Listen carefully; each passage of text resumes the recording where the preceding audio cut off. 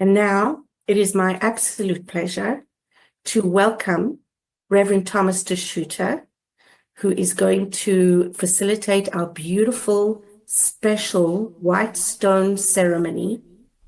Last week, we came together in a powerful release, letting go of old patterns, limiting beliefs, and anything that no longer serves our highest good. It is our greatest pleasure to welcome Reverend Thomas, the spiritual leader at Unity Vancouver Island. He will be guiding us through the next steps on this spiritual journey. Unity's White Stone Ceremony, a beautiful tradition that invites us to step into the freedom and possibilities of new beginnings. Reverend DeSchutter brings a wealth of experience in music, business, personal development, blending practical wisdom with spiritual principles to inspire individuals in discovering deeper meaning and purpose. His uplifting and engaging style, which many of us witnessed at the beginning of the service, invites us to open our hearts and minds to transformative ideas, creating meaningful shifts in our lives. Welcome, Rev. Thomas. Thank you, Cheryl. Thank you for that lovely introduction. And once again, just thank you to everybody for being here. And I also want to applaud the Unity Kitchener team for not freaking out and panicking and getting all crazy when technology doesn't work, because I believe if we stand, and I'll use strength, since we highlighted it already today, standing in our strength and being grounded and inviting people to move through something with us, we can actually calmly and successfully get to the other side of something, be creative as we are as humans, and still enjoy whatever, especially if we have the willingness to let go at, oh, this is supposed to go a certain way. Like, oh, I had it that this was going to happen this way and it didn't, so now I'm annoyed, as opposed to being in that place of loving, open acceptance that life is going to show up, however it's going to show up, and we get to be a part of it. You know, we can experience it from that place instead of all of those emotions that might stir within us that we feel like we somehow need to now dump that on other people. So thank you, everybody, for your patience through all of that. I appreciate it. And so before we get into the white stone, I want to encourage everybody, if you have within your grasp a white stone, that's great. If you don't and you have a piece of paper, that's great. If you have a writing utensil, that's great. All of those things. And if you don't have any of those things, guess what? It's still going to work.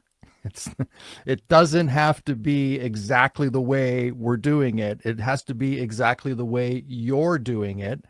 And I'll also go back to the word for January, the power of faith in this. And faith is not in, some God or some belief system, at least for me. Faith is that knowing truth within inside me that I allow myself to be led by. That's what faith is to me, is knowing that truth and allowing it to be expressed and to love it and appreciate it and trust in it. So that's what we can do. So we'll now move into, just have that stuff ready. We're going to do a meditation and we'll come out and we'll find a nice word for everybody. And maybe you already have one. Some people may have already done this at another New Year's celebration. But the great thing about being, because, I'll talk a little bit now about this idea of a word for the year. It's really about beingness. It's who am I being? Because there's doing, and I'm sure we've all done and we all do, and we're all looking to what do we need to do. And maybe that just doesn't end up getting what we really want in life. I'm trying to avoid saying do, but it's like, it's hard, right?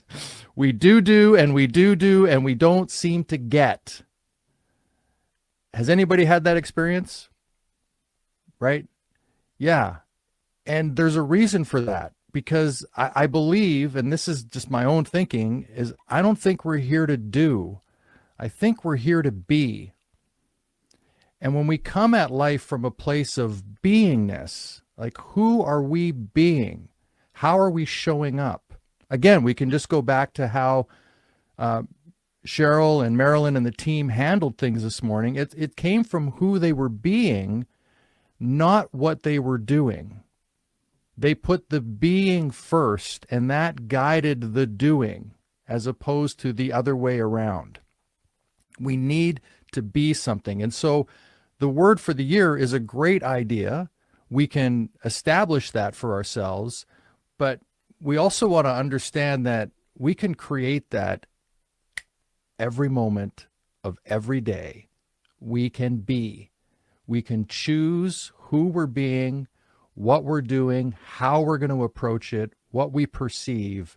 And that is the same process, whether we're gathered for a ceremony such as this and making it something really meaningful for ourselves. We can do that every second of every day. We can choose a way of approaching whatever there is to approach in our lives. And we're all different. We all have a different understanding of what we're here to do. And yet we come together as that, I love that song, One Voice. We come together as one voice, but we all have our independent way of being and then doing things in the world from that place of beingness.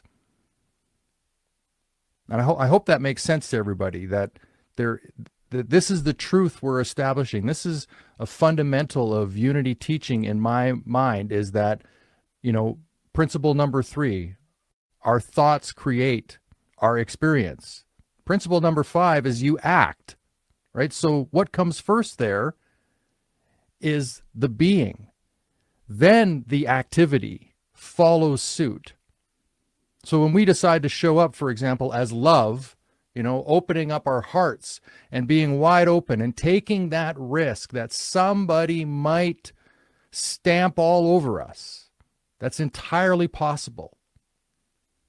But I'll bet you'll find that when you do this, when you open yourselves up and allow life, there will be more people that are aligned with that way of being, that appreciate you and love you for that way of being, than the 1 or 2 people that might come along and stamp. And so that is what this is about today. We are inviting, we are invoking, we are moving deeper in within ourselves to make a clear statement for ourselves going forward. And then I'd like you to imagine that you can select a word that might fill that void. I understand you did the burning bowl ceremony and you let something go. Well, space is like a vacuum. As soon as something is released, it wants to fill it up. And so that's what this is. This is that opportunity to have let something go in our lives and then allow something new to come in and be that for us.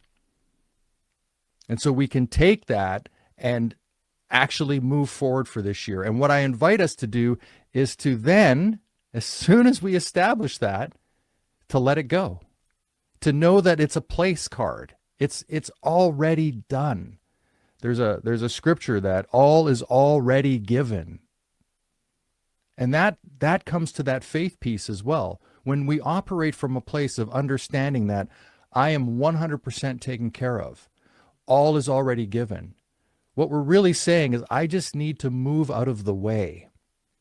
I need to be that allowing spirit that allows life to unfold. And we do that by having our challenges. Anybody here had any life challenges? Just curious. Right? Well, what we want to do is we want to transcend those challenges as we raise our consciousness, and we transcend and include. So what does that mean? That means that when we transcend that experience, we include the wisdom that is gained from that experience. Another one of our 12 powers is wisdom. So we include that. So we transcend and we include that. And I heard this, I don't remember where I heard this from, but when we actually overcome our challenges, when we have truly integrated something and gotten to that place where we can let it go, that's called wisdom. When we hang on to it, that's called suffering. And it's when we overcome that suffering that the wisdom of the experience is now something for us. You know, and that's for anybody that has kids or grandkids or nieces or nephews or younger people that they're with. A lot of times we want to share our wisdom with them. Why? Because we've gone through something that looks similar to what they're experiencing, and we've come out the other side of it, and we actually have some truth wisdom that we can share with them. Now, we might also experience that they're not open. I don't know if anybody's experienced that, but they're not really open to receive it. So there has to be willingness, you know, in communication. There's two parts to communication, right? There's the, of course, getting your point across or getting your message across to somebody. But there's also understanding that they actually want to receive it and they have received it, right? That's the both sides of communication for somebody that wants to communicate to others. And so we have this opportunity again to make a word for ourselves. I want to bring it back to our purpose here, which is to have this white stone ceremony and to create for ourselves. And I thought I would read from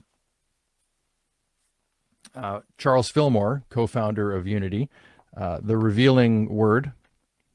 The Revealing Word is like a little pocket dictionary for metaphysical interpretations of important, I would say that it's probably the fundamental importance of unity taken from, and I don't know if you've all ever seen this, but I'll share it because I'm a bit of a nerd.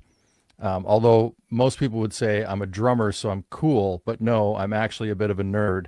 The Metaphysical Bible Dictionary that I have, that Charles wrote, like, this is ridiculous that somebody would create this from every word or every place, every name, and every idea in the Bible has been interpreted metaphysically by Charles.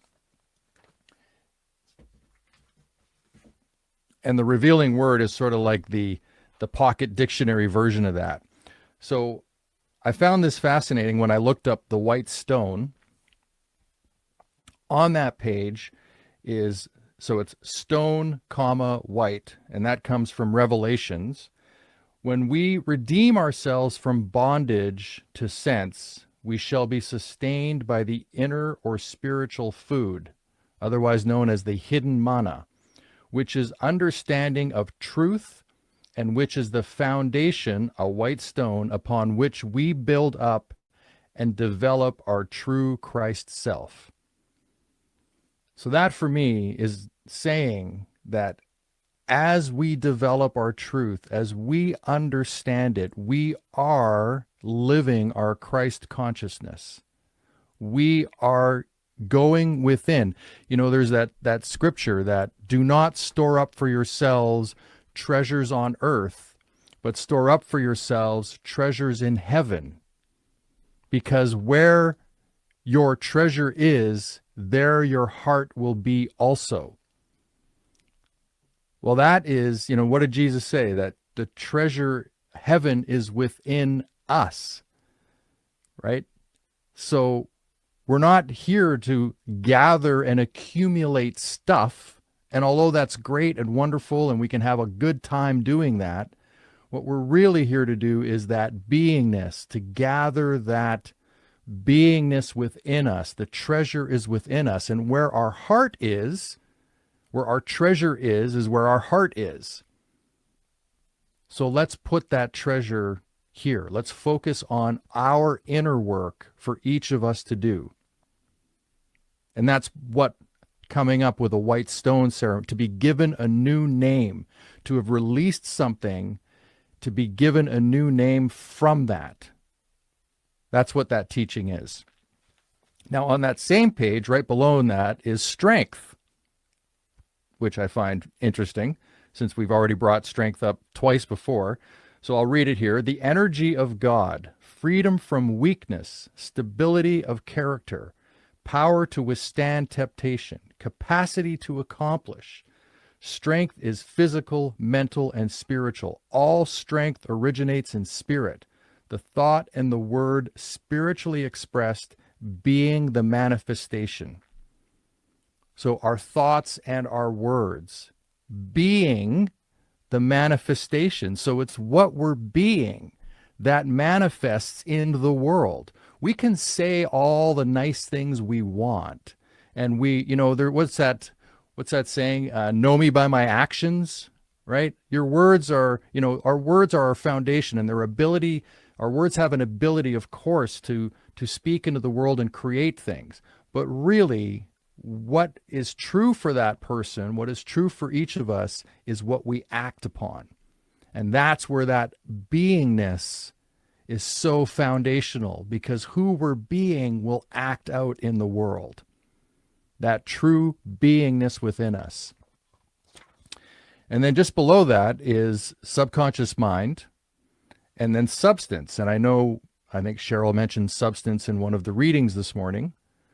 And those two for me go so hand in hand in unity teachings, especially. So the subconscious mind, the memory crystallized into function and form. So even when Charles wrote this back in the 20s, to think of the work that Joe Dispenza, for example, does today in the world, this idea that we can rewrite our minds.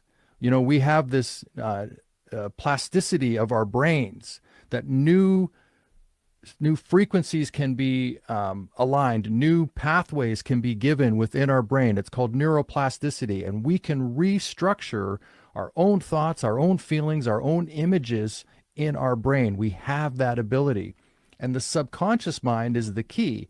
So some of Joe Dispenza's work, for example, is going to bed at night. Before you go to bed, you put into your thinking not your latest Netflix binge, but after that. So I'm not suggesting you don't do that. After that, what there is to do is to center yourself for a few minutes on the ideas and the frequency of what it is you're inviting into your world. And that, when you sleep, begins to rewire your subconscious mind. The subconscious, what did Charles put here? It is the home of our habits, the storehouse of our past thoughts and experiences. It carries on all the bodily functions, such as circulation, breathing, digestion, and so forth. And it does it without us even thinking, without us even having to be aware of it. Those things are happening. You've all been breathing as we've been moving through this hour together, without thinking about it. Your eyes have blinked, like all of this stuff has gone on, and that's all in our programming. Well, also what is in our programming is the thoughts that come up a lot. And the more that we ruminate on those things, the more our subconscious brings it to the forefront. And there's this, I remember when I was a kid, somebody said that if you wanted to buy a Volkswagen Bug, then suddenly wherever you are, you'll see them everywhere. Right? Because your brain is like this seeking and finding machine, right? Well, it's not that all of a sudden a whole bunch of Volkswagen Bugs moved into your town the next day. They were always there, but you're now pinpointed on them. Your ideas are like, oh, I got to find this thing. And that's what your subconscious is doing for you. So this is so great. We have the ability to rewrite that programming.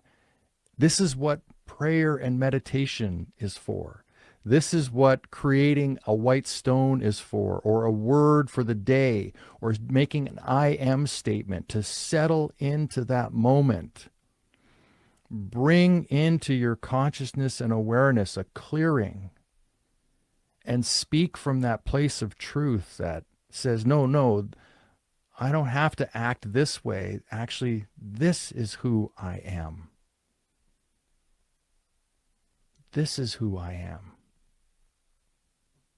I am love. I am appreciation. I am blank. Fill in the word. And then take a breath and now approach what it is you're doing from that place, from this place of beingness instead of doing. You know, this idea of life lifing us, coming at us, and we're just reacting. So from subconscious mind, I'll just finish up.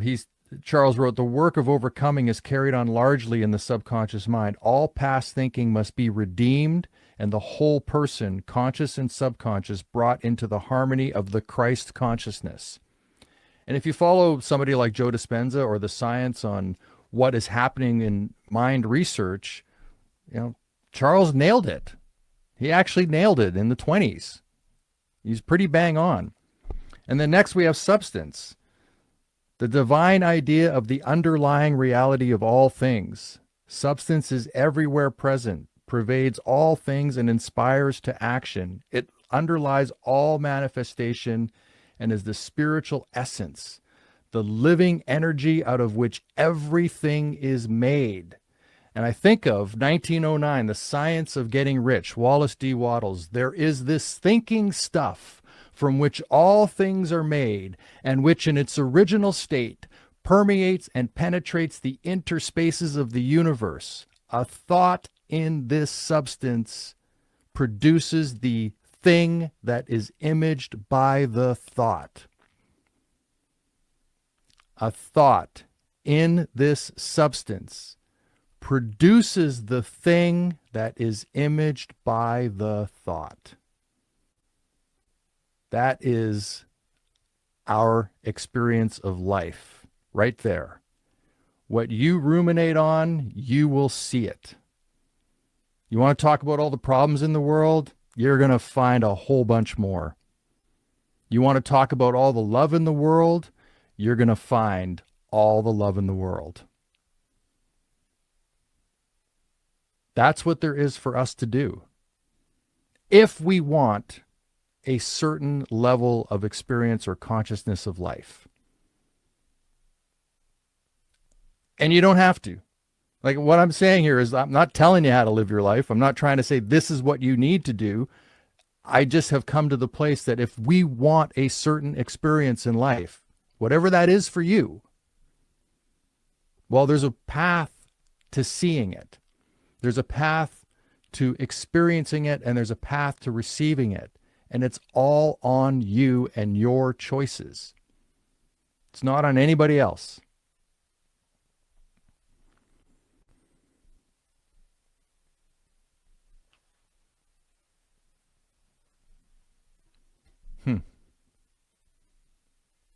I kind of feel like I'm done.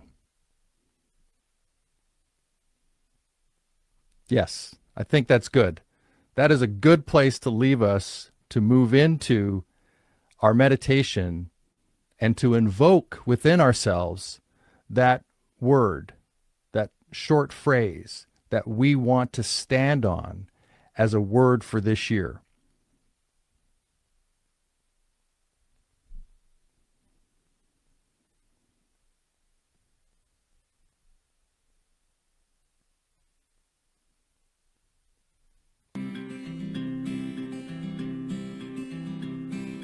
I've seen my share of struggle when I thought that I knew best, when I've sailed through a storm instead of stopping to rest. And it always seems the hardest when I've made up my stubborn mind. Well, I'm changing my ways this time. Wanna be like water coming down a mountain into shadowy canyons, flowing from pool to stream. Wanna be like water, head uphill no more. I am bound for the sea. Have you ever seen an eagle head straight into the wind? He doesn't pick a fight, he spreads his wings and just gives in. And in the end he always makes it home just fine. I guess Yes, he knows that every storm subsides.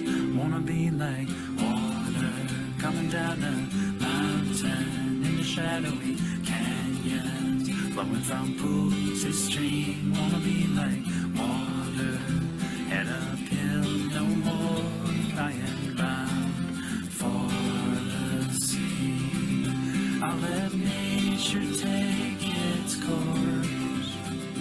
No more thinking that I know where this river's meant to go. I have railed against the stars for the cards that I've been dealt, for the lottery I've never won, for the heartache that I've felt. But it always seems when I let go of expectation and regret, life has plenty of surprises for me, yeah. I wanna be like water coming down a mountain into shadowy canyons, flowing from pool to stream. Wanna be like water, head uphill, no more I am bound for the sea. Wanna be like water coming down a mountain into shadowy canyons, flowing from pool to stream. Wanna be like water, head uphill, no more I am bound for the sea.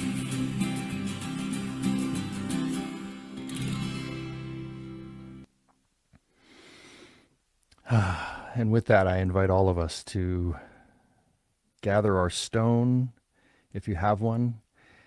If you don't, open up your imagination and imagine that you are holding that stone in your hand. I invite you to allow yourself to let go of all the things we've discussed. Whatever was happening before you came into this space, and bring yourself fully present to this moment. You can do that easily with a nice deep breath in and a nice long, slow exhale as you let go.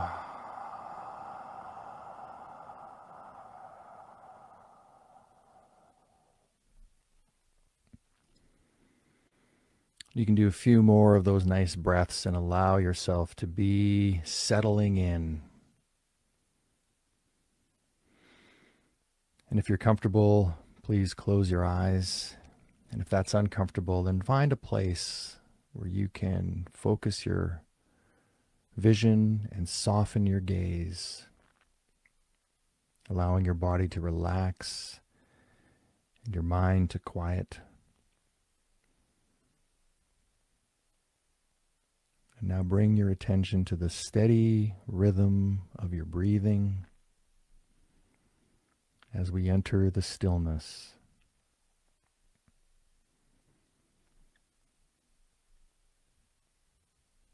And as you breathe, feel the presence of peace filling your heart.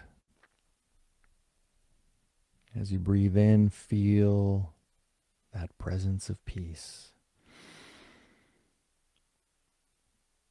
And as you breathe out, let go of any worries or distractions, allowing that peace.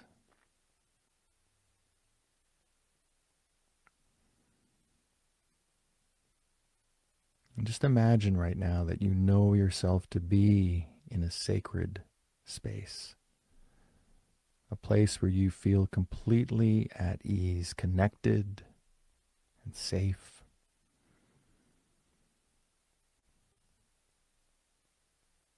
And if you'd like, you could even imagine right now that you are in a forest amongst trees, maybe a quiet brook nearby babbling along. There's a breeze through the trees, the leaves, you can hear them fluttering. And in that movement, the sunlight flashing in and out as the trees sway. You're in this place of relaxation You're in this place of light. You're in this place of truth. And you are at ease. You feel connected.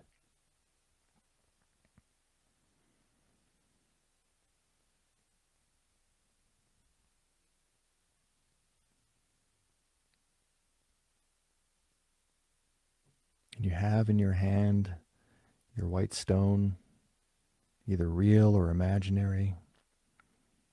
You can feel it.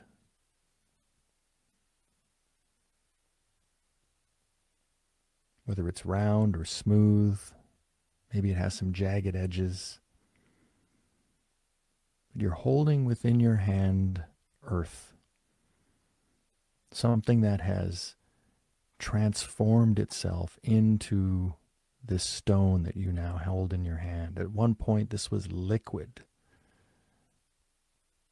molten, flowing.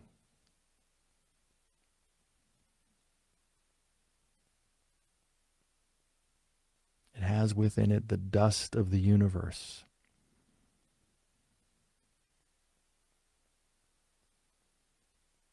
And you realize how connected you are to this, that you too are made up of the dust of the universe.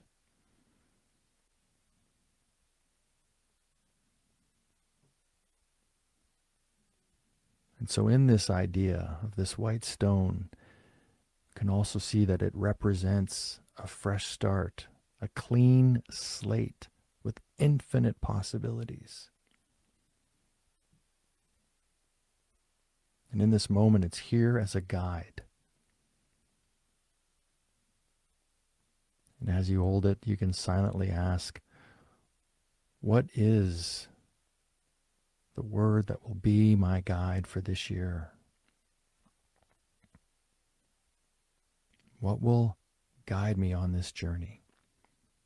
What is truth that I can stand in? Strengthen. Imagine, love.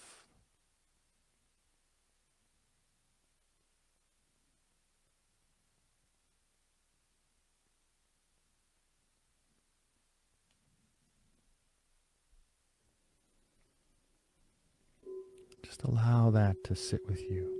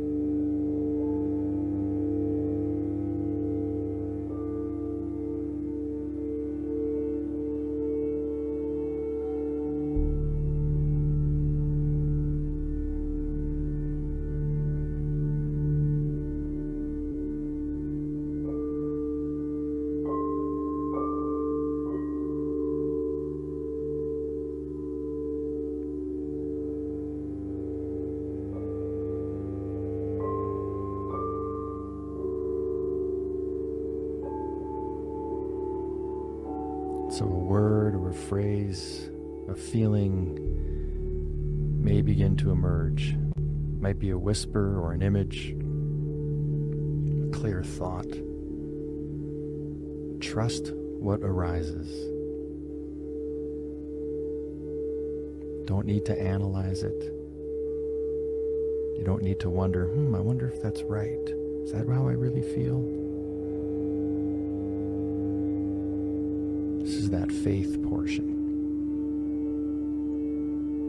Know that you know exactly what is being called forth.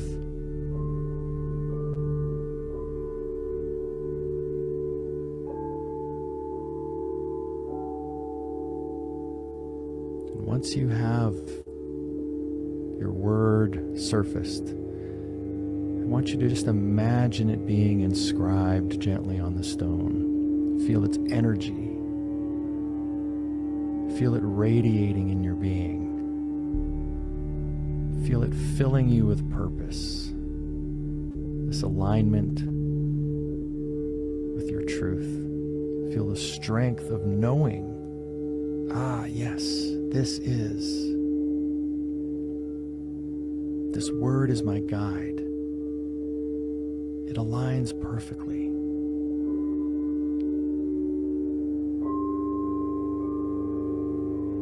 And as you soak that in, as you feel that energy within you, that frequency, that vibration, that response from going within,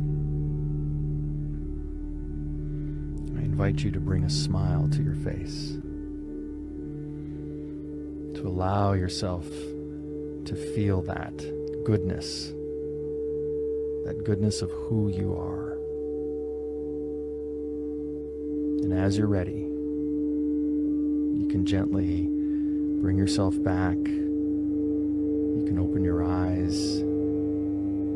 If you have a stone, you can write on that stone your word. If you have one in your imagination, you can see that you've written that word on your stone.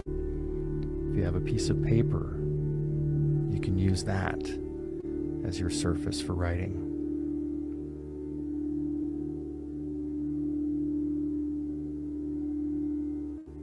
And I invite you to place it somewhere visible, especially for the next week, to remind you of your intention.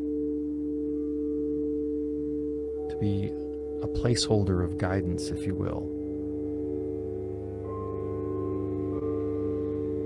And as we come to the present, I'd like to leave you with a closing affirmation. And you can repeat this out loud to yourself. I step into this year with clarity, courage, and an open heart, guided by my word and the light of spirit within me.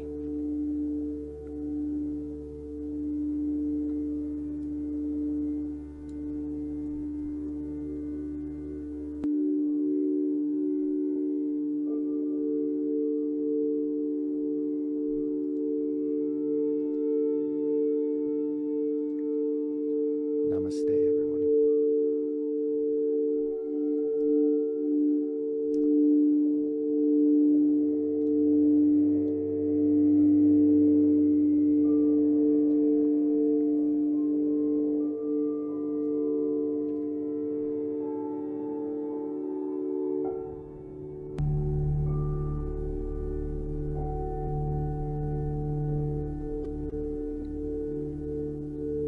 And I think if you'd like to share your word in the chat,